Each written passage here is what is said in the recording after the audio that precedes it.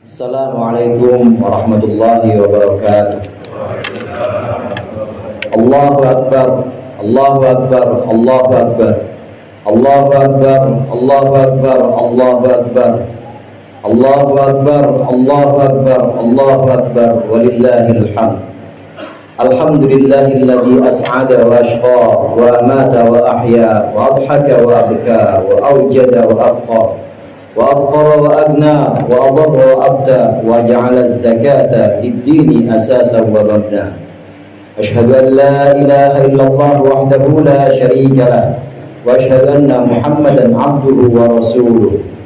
Allahumma salli ala sayyidina Muhammadin abdika wa nabiyyika wa rasulika an-nabiyyil ummi wa ala alihi wa sahbihi wa sallim taslima biqadri 'azamati dzatika fi kulli waqtin wa hin. Amma ba'du, fa ya ma'asyiral mu'minin wa zumratal muslimin, ittaqullaha bi ta'atihi wa ta'ati rasulih sallallahu alaihi wasallam, la siyama fi yaumikum hadha yaumi 'idil fitr. Ja'alallahu minal 'aidin al-faizin wal maqbulin. Alhamdulillah, di pagi yang agung ini Allah memberikan nikmat iman dan Islam serta kesehatan, sehingga kita berkumpul dalam keadaan sehat dan selamat menyambut hari kemenangan setelah sebulan kita berpuasa di bulan Ramadan. Selawat serta salam senantiasa Allah limpahkan kepada junjungan dan panutan kita, baginda Nabi besar Nabi Muhammad sallallahu alaihi wasallam, yang memperkenalkan kita segenap ajaran-ajaran agama Allah, memperkenalkan kepada kita ibadah lahir maupun ibadah batin, agar kita menjadi bersih secara lahir maupun batin. Tidak ada pesan yang lebih mulia dibanding pesan tentang takwa.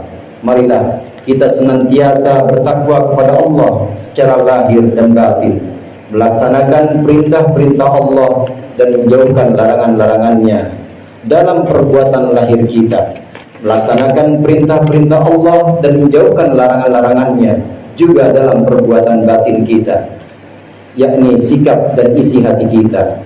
Allahu Akbar, Allahu Akbar, Allahu Akbar, walillahil hamd.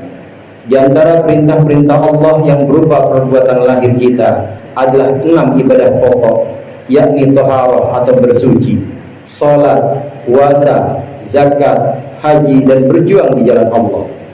Ada yang kita lakukan wajib setiap hari seperti salat fardu. Ada juga yang kita lakukan wajib setiap tahun seperti zakat dan Ramadan.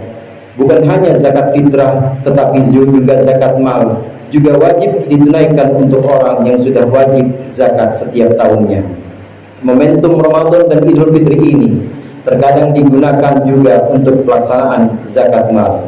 Zakat adalah satu pondasi dalam agama Islam. Zakat adalah bukti bahwa selain kita saleh secara pribadi, kita juga harus saleh secara sosial. Zakat menjadi ibadah yang menjaga harmoni antara hablum minallah dan hablum minan nas. Kita menjaga hubungan kita dengan Allah, dan kita jaga pula kepedulian kita kepada sesama, terutama kepada orang yang membutuhkan bantuan kita. Demikian pentingnya zakat. Rasulullah sallallahu alaihi wasallam bersabda, "Inna tamama islamikum an tu'addu zakata amwalikum." Sesungguhnya sempurnanya Islam kalian adalah dengan menunaikan zakat. Di hadis lain Rasulullah menceritakan tentang orang yang Allah berikan kelebihan harta, telah mencapai batas nisab, telah mencapai batas wajib zakat, namun ia belum juga membayarkan zakat dari hartanya itu. Di hari kiamat Allah ubah hartanya menjadi ular besar, syuja'un aqra, yang dikalungkan di lehernya. Ular itu menggigit dan menyiksanya sambil berkata, "Aku hartamu, aku kekayaan yang kau kumpulkan dan tidak kau zakatkan."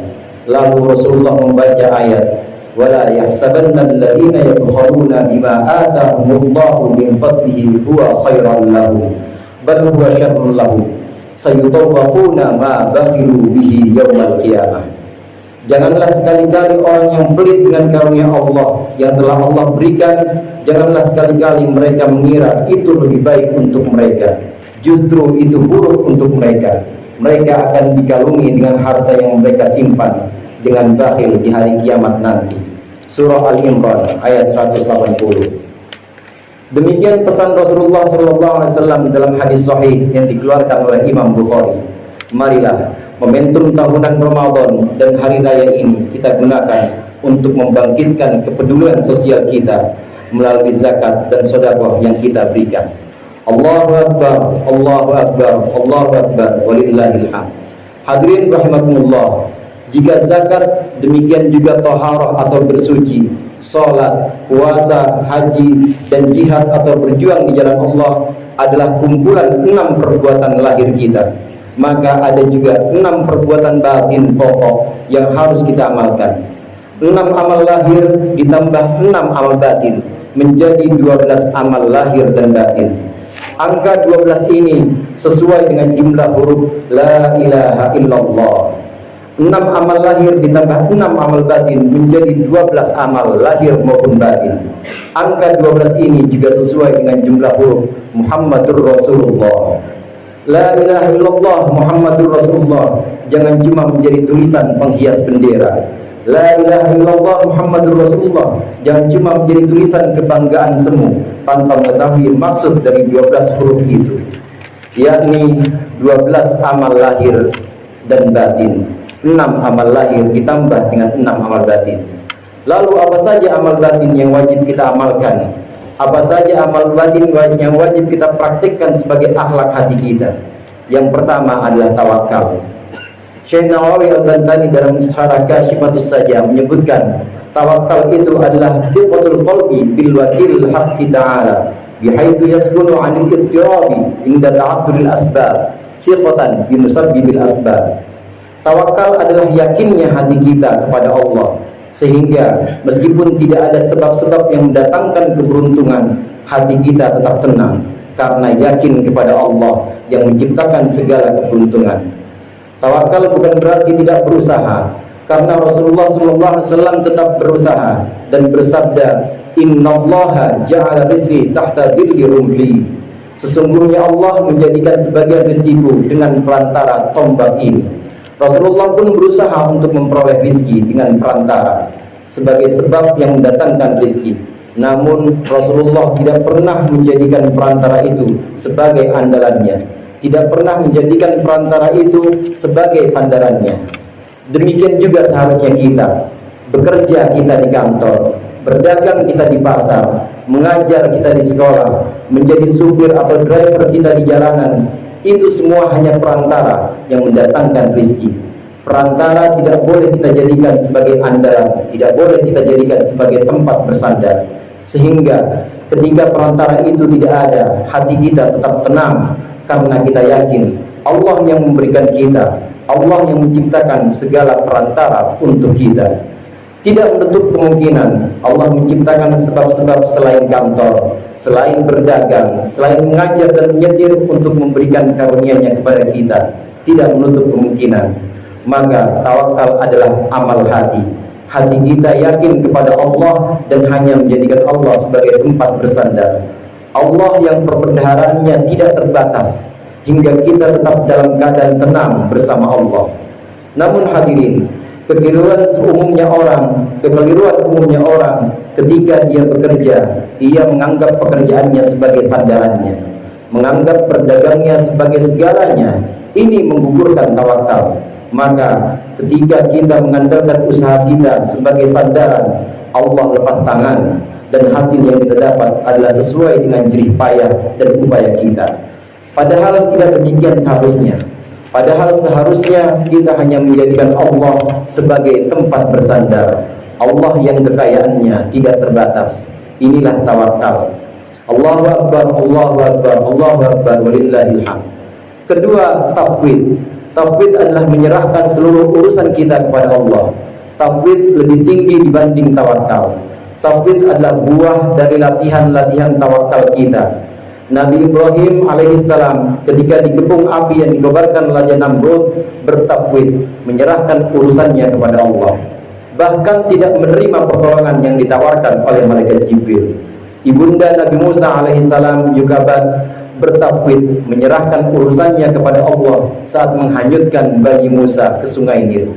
maka Allah yang ambil alih untuk memberikan penyelesaian yang paling menakjubkan dan di luar nalar. Nabi Ibrahim alaihissalam selamat dari kobaran api, bayi Musa selamat, bahkan malah dirawat dan dididik oleh musuhnya sendiri, yakni Fir'aun.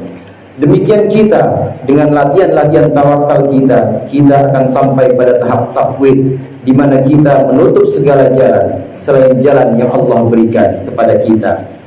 Kita tidak mengharapkan solusi kecuali solusi yang Allah pilihkan. Allah berfirman, "Wa may yattaqillaha yaj'al lahu makhraja." Barang siapa yang bertakwa kepada Allah, bertafwid, menyerahkan seluruh urusannya pasrah kepada Allah, maka Allah akan memberikan jalan keluar. Surah At-Talaq ayat 2. Kita hanya menunggu ketentuan Allah karena kita yakin Allah menentukan yang terbaik untuk kita. Inilah tafwid yang merupakan perbuatan batin, akhlak hati yang perlu kita amalkan. Lawan dari tafwid adalah tamak, keserakahan dan ambisi untuk mendapatkan sebanyak-banyaknya.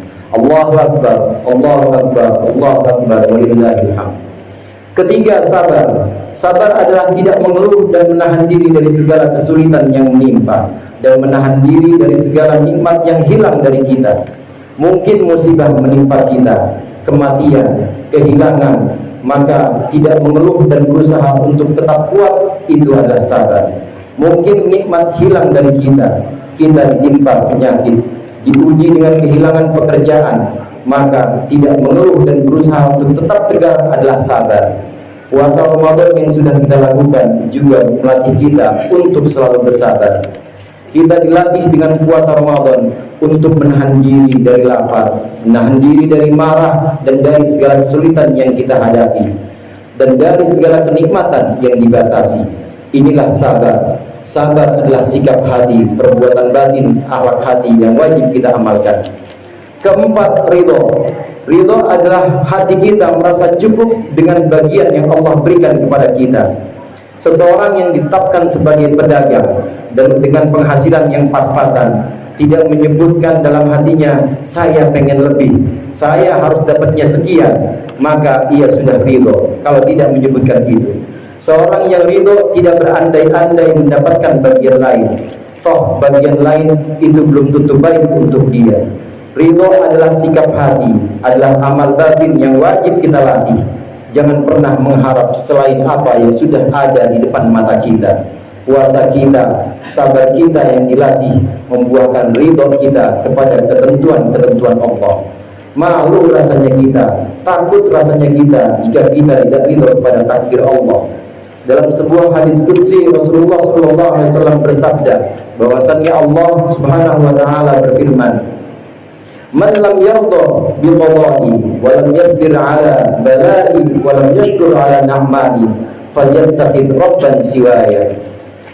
Wahai Muhammad, barang siapa yang tidak ridho dengan takdirku, firman Allah, dan tidak sabar atas ujianku, dan tidak bersyukur atas nikmatku, maka silahkan cari Tuhan selainku. Dalam riwayat lain bahkan, dan silahkan keluar dari kolong langitku. Ini adalah ancaman keras untuk orang yang tidak ridho kepada takdir Allah. Ridho adalah sikap hati, adalah perbuatan batin dan akhlak hati yang wajib kita latih. Yang kelima adalah zuhud. Zuhud adalah kita hanya yakin kepada apa yang ada di sisi Allah, mengalahkan keyakinan kita kepada apa yang ada di sisi manusia, bahkan kepada apa yang ada dalam diri kita sendiri. Seseorang yang lebih yakin kepada karunia Allah dibanding dengan pemberian makhluk, itu adalah orang yang zuhud. Seseorang yang lebih yakin kepada rahmat Allah dibanding kemampuan diri sendiri adalah orang yang zuhud. Seorang yang lebih yakin terhadap perintah Allah dibanding khasiat dibalik perintah adalah orang yang zuhud. Zuhud adalah sikap hati, adalah amalan batin, akhlak hati yang wajib kita latih. Kemudian yang terakhir, yang keenam, yaitu taubat. Taubat artinya adalah kembali kepada Allah, memohon ampunan dan maghfirahnya. Ada 3 syarat taubat. Yang pertama, menghentikan dosa. Kedua, menyesal hanya karena Allah. Dan yang ketiga, tekad tidak mengulangi dosa itu. Ini jika dosa menyangkut hak Allah. Namun jika dosanya terkait dengan hak sesama manusia, maka ada syarat keempat. Syarat berikutnya adalah meminta maaf dan membayar kerugian apabila ada kerugian yang menimpa orang yang dirugikan.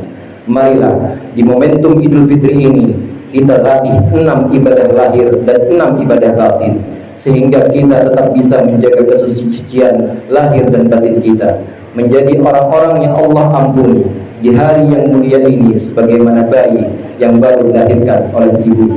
A'udzu billahi minasyaitonir rajim. Qad aflaha man tazakka wa dzakara isma rabbih fasalla. Sungguh beruntung orang yang membersihkan diri dan menyebut nama Tuhannya lalu melakukan salat. Barakallahu li wa lakum fil Qur'anil azim wa nafa'ani wa iyyakum bima fihi minal ayatil wa dhikril hakim. Aqulu qawli hadza wa astaghfirullaha wa lakum wa lisa'iril muslimin wal muslimat fastaghfiruhu innahu huwal ghafurur rahim.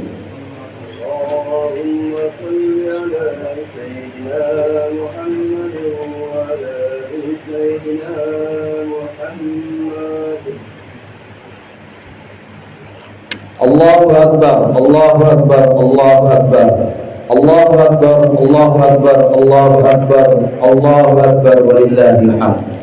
Alhamdulillahi wahdah, sadaqa wa'dah, wa nasara 'abdah, wa 'azza jundahu wa hazama al-ahzaba wahdah.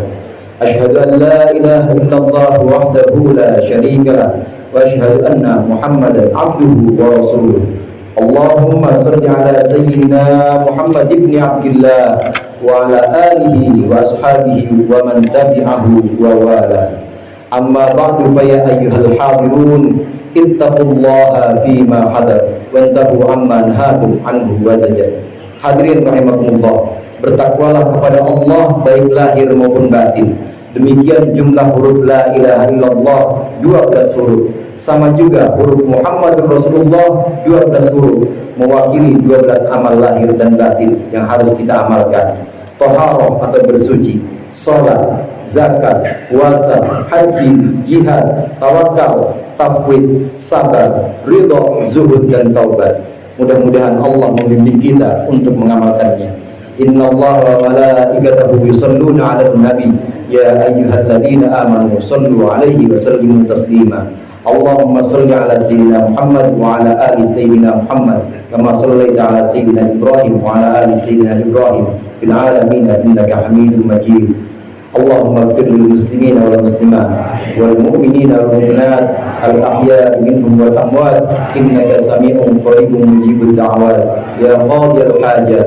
Rabbana atina fid dunya hasanah wa fil akhirati hasanatan wa qina adzabannar. Ja'alallahu minal aidin al-faizin wa taqabbalallahu minna wa minkum. Selamat Hari Raya Idul Fitri 1444 Hijriah. Mohon maaf lahir batin. Wallahul muwaffiq ila aqwamit thoriq. Assalamualaikum warahmatullahi wabarakatuh.